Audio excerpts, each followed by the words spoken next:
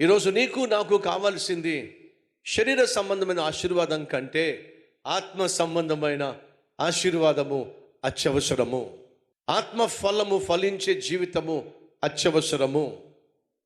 ఏమిటి ఆత్మ ఫలము? ప్రేమ. ఈరోజు మనిషికి కావాల్సింది ఏమిటి? ప్రేమ. మనిషికి కావాల్సింది ఏమిటి? సంతోషం.